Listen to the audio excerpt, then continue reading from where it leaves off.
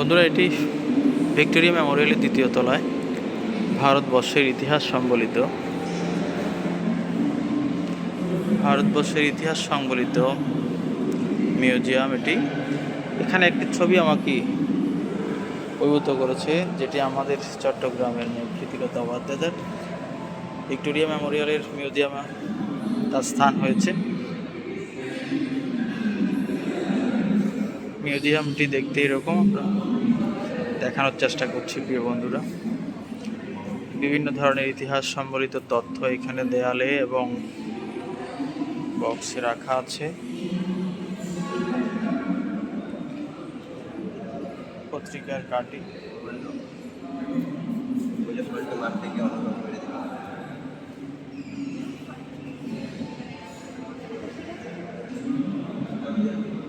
ভারতবর্ষের যত বিখ্যাত ব্যক্তি, যত ঐতিহাসিক ঘটনা, ম্যাক্সিমাম ঐতিহাসিক ঘটনা এবং ইতিহাস সম্বলিত তথ্যচিত্র এই মিউজিয়ামে সংরক্ষিত আছে। প্রিয় বন্ধুরা, আমরা তাদেরকে দেখানোর চেষ্টা করছি।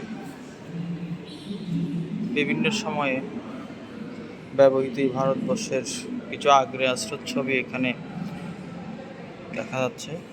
কিছু আগ্নেয়াস্ত্র এখানে সংরক্ষণ করা আছে এই মিউজিয়ামে। বুলেট সহ কিছু আগ্নেয়াস্ত্র দেখা যাচ্ছে।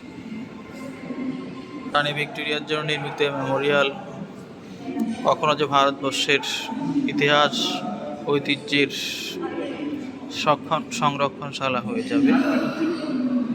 রানী ভিক্টোরিয়া অথবা তার শাসনামলের যারা শাসক ছিলেন তারা কি কখনো এটা কল্পনা করেছিলেন? প্রিয় বন্ধুরা,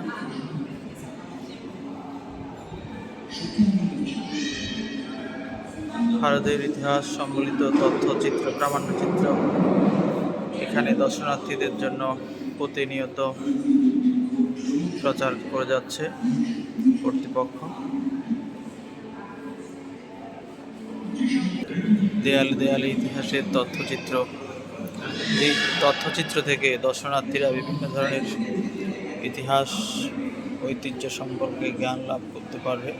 পুরাতন কিছু পাণ্ডুলিপি, পত্রিকার কাটিং এখানে দেখতে পাচ্ছি।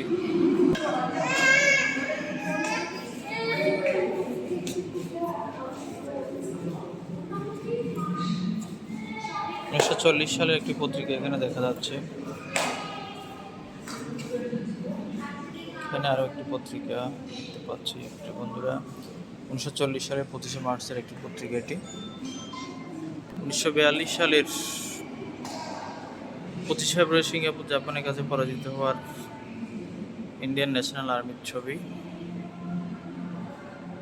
চট্টগ্রামের মেয়ে প্রীতিলতা সহ আরও কিছু বীণা দাস, কল্পনা দত্ত, দুর্গাবতী দেবী, ক্যাপ্টেন লক্ষ্মী সেহগাল, রমা মেহতা সহ ইত্যাদি ছবি দেখা যাচ্ছে।